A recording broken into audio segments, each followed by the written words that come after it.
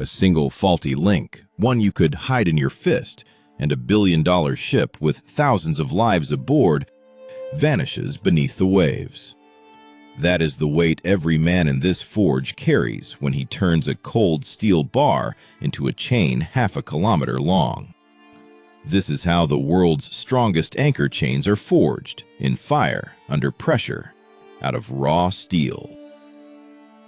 Somewhere in the North Atlantic, a supertanker the length of 4 football fields rides out a storm it cannot outrun. The wind is trying to push 300,000 tons of steel onto the rocks, and the only thing standing between the crew and the seabed is a chain dropped straight down into the black water. 500 meters of it, link after link after link. Every one of those links was heated, bent, welded, and tested by hand, thousands of them in a single chain. And a chain is only ever as strong as its weakest joint. Just how much force does one link have to hold? More than you'd guess. When a fully loaded supertanker sits at anchor and the wind and current lean on it, the pull traveling down that chain is measured in hundreds of tons. And in a storm, it comes in violent surges, the ship snatching every time a wave lifts the bow. Metal that survives a steady pull can still fail under repeated shock. Tiny cracks open deep inside a weld and grow with every wave until the day they don't hold. How do you take a plain steel bar and turn it into something that can hold a mountain against the sea? It starts with a single bar of round steel. Not just any steel. Before anything is heated or bent, the bar is chosen for its exact alloy and its purity. The carbon content matters. So do the trace elements deliberately added, and the impurities carefully kept out. Because at this point, the bar already contains the destiny of the finished link. Get the chemistry wrong here, and no amount of skill later can fix it. A bar with too much of the wrong element buried inside will forge beautifully, weld cleanly, look perfect, and still be brittle at its heart. So the bar is traceable.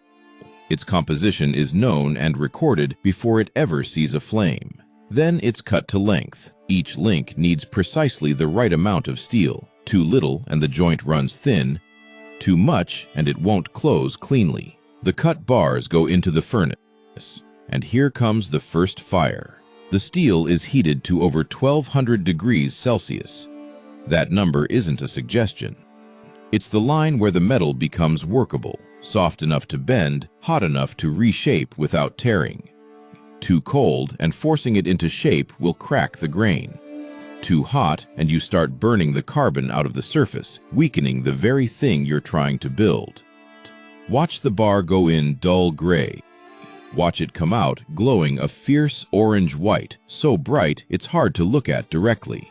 Inside that glow, the grain structure, the microscopic arrangement of the crystals that give steel its strength, is loosening, ready to be reformed.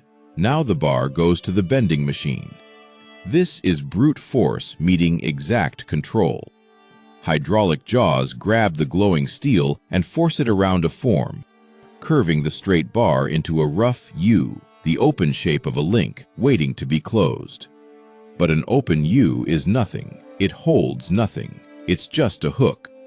To become a link that can carry hundreds of tons, those two open ends have to be joined into one continuous, unbroken loop of steel. And that joint, that weld, is where most chains die. This is the moment. The whole chain lives or dies right here. The two ends of the glowing U have to be fused into a single piece of metal. The method is flash butt welding, violent, fast, and utterly unforgiving. Here's how it works. The two ends are clamped and driven toward each other while a massive electrical current pours through them. Where they nearly touch, the resistance is so high that the steel doesn't just heat, it flashes. It sparks, it flares, it burns away the surface impurities in a shower of white fire. And then, at the precise instant the ends reach the right temperature, the machine slams them together under enormous pressure. That pressure is the key. It forges the two softened faces into one, squeezing out the molten, contaminated metal at the join so that only clean, sound steel remains fused. Done right, the weld is not a seam. It's a continuation of the metal. The link becomes, in effect, one unbroken piece. Here's the terrifying part. That weld has to be stronger than the steel around it. Not as strong, stronger. Because under load, the link flexes and stress concentrates exactly where the two ends met. If the weld is even slightly weaker than the parent metal, that's where the link will fail, every time. So the target isn't good enough. The target is a joint that will never be the weak spot. And so much can go wrong in that fraction of a second. Too little heat or pressure a heartbeat too early, and the faces never fuse. A cold join that looks solid and isn't. Too much and you burn away the good steel or leave the weld hard and brittle. And the steel grade itself has to match the heat and pressure exactly, because a tougher alloy needs different timing than a softer one. Miss any one, temperature, pressure, timing, alloy, and you've made a link that will hold in the yard, hold during testing, hold for years, and then let go on the worst night of a ship's life. This is why you cannot learn this from a book. You learn it standing at the machine, watching 10,000 welds flash, until your eye knows the color of a good one and your gut knows when something's off before any instrument says so. But even a perfect weld isn't enough on its own, because a plain closed loop under real load has a hidden weakness, one that a small bar of steel pressed into its center was invented to defeat. Look closely at a heavy anchor chain and you'll see something odd. Right across the middle of each link sits a short crossbar, a small strut wedged between the two straight sides. That's the stud. And it's one of those inventions so quiet that almost no one outside the trade even knows why it's there. Take it away, and here's what happens. Pull hard on an open oval link, and the two long sides want to close toward each other.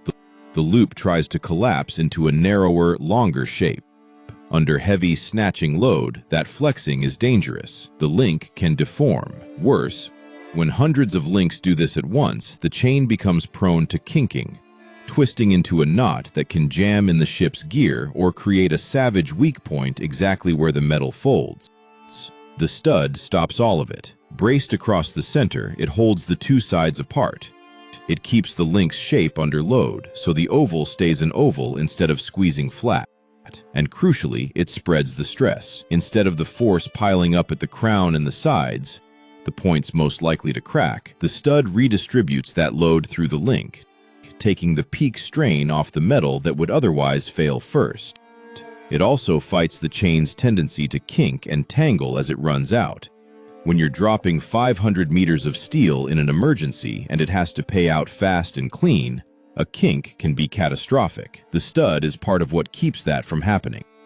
It's pressed in while the link is being formed, seated firmly across the center so it can't work loose. A small piece of steel, a huge job. And here's the honest truth of good engineering. The best parts are often the ones you never notice, because they're too busy quietly preventing the disaster you never got to see. But a well-shaped, well-welded, well-studded link is still, at this stage, dangerously soft. It has the form of strength. Now it needs the substance. Now you're watching because you want the real story, not the surface. Hit subscribe so you never miss what we uncover next. Now comes the fight against brittleness. A newly forged link is tough, but not nearly hard enough. So it goes into the heat treatment line. And this is where soft steel becomes armor, through two opposite forces held in perfect balance. First, hardening. The chain is heated again, then plunged into water, quenched. The sudden, violent cooling locks the steel's internal structure into its hardest, strongest form. That's the muscle that lets a link hold hundreds of tons. But there's a trap.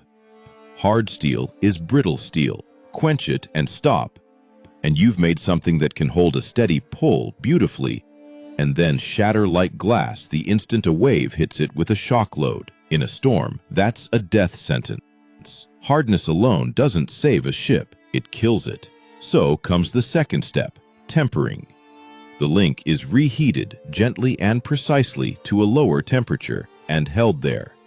This backs the hardness off just enough to give the steel its toughness back, its ability to bend a little, to absorb a hammer blow of load without cracking. That's the whole game. Hard enough to carry the weight, tough enough not to snap under the shock. Push too far toward hard and it's brittle, too far toward tough and it's weak.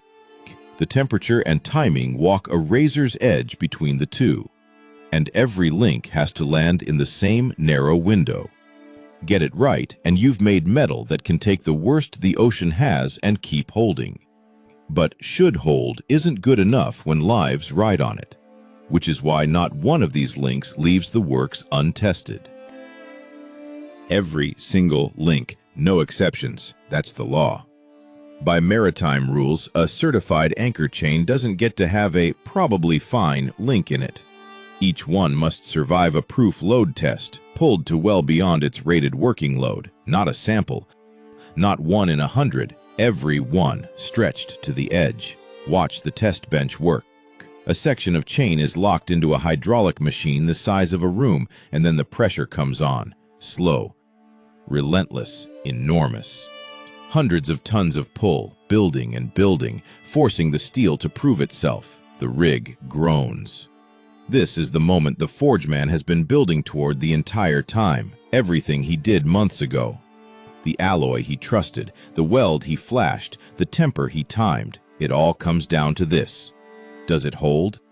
Ask a man who's done it for 30 years what a good link feels like under test, and he'll tell you it feels like nothing.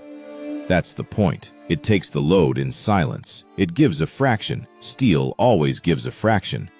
And then it just holds, solid, calm, no drama. A bad one is different.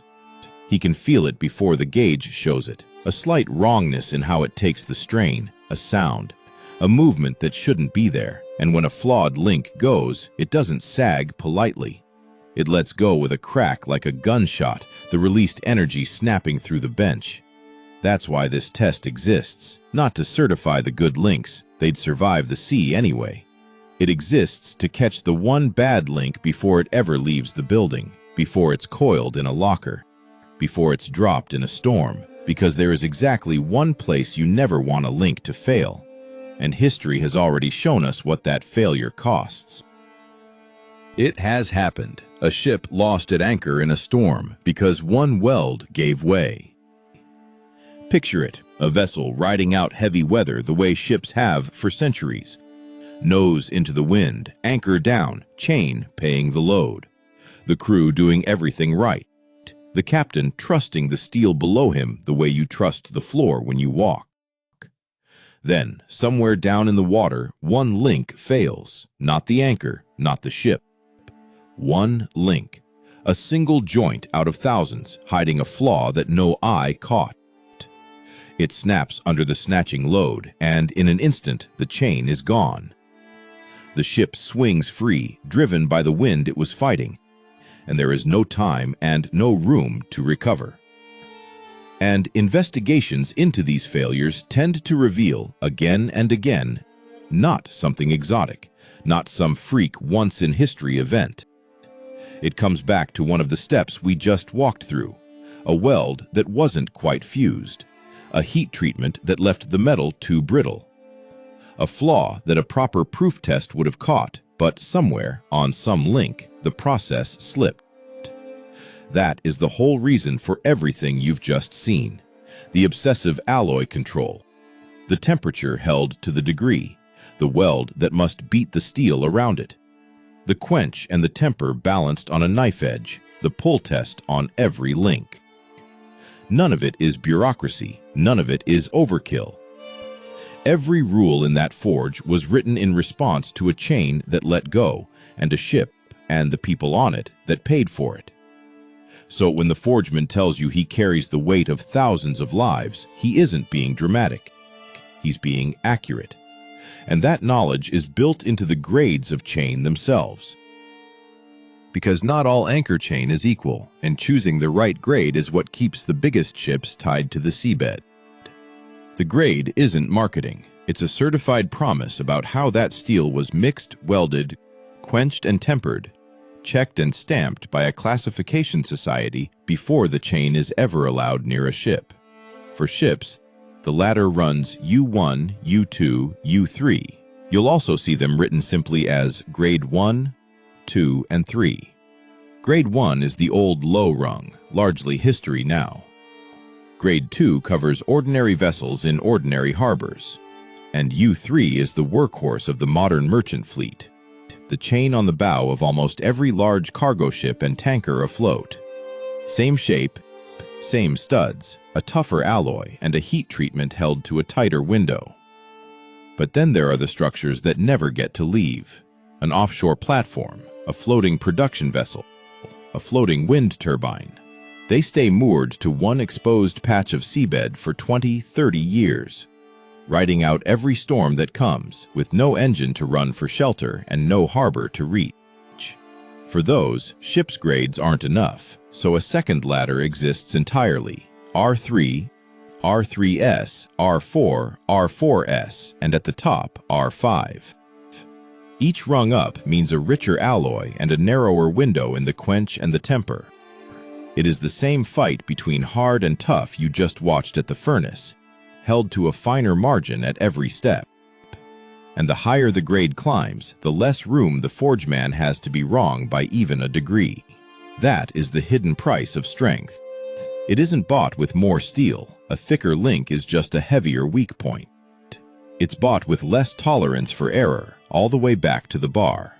Get the grade right, and every one of those tested links is ready to be joined into the thing it was always meant to become. Now they come together, length by length, weight upon weight. The tested links are assembled into standard sections, shots, each around 27.5 meters long. And then those shots are shackled together, joined end to end, until the whole thing reaches its full deployable length, 500 meters of steel, weighing many, many tons. Then it's coiled down into the ship's chain locker, a puzzle in its own right. The chain has to stack cleanly, without piling into a snarl, because a locker is not just storage. It's a launcher. In an emergency, that 500 meters has to run out fast, screaming through the gear, paying itself into the sea in seconds, and it cannot afford a single kink. So it's coiled with the same care it was forged with. Stand back and look at what the forgeman built. One cold steel bar became thousands of links, each one heated, bent, welded, studded, hardened, tempered, and pulled to the edge of its strength. And every one had to be right, because the chain only holds if all of them do.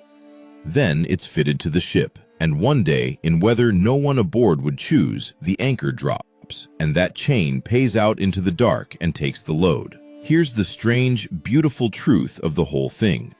When that chain finally drops into the sea, no one aboard thinks about the fire, the pressure, or the hands that forged it. They don't think about the man who timed the weld or the day a bad link was caught on the bench. They simply trust that it holds. And that silence, that trust, is exactly the point. That's the whole reason the forge exists. If this is the kind of craftsmanship that pulls you in, tell me one thing in the comments. What everyday object would you most want to see forged from raw steel next? Follow the channel, because the next machine we open up carried a weight the world never knew it owed it.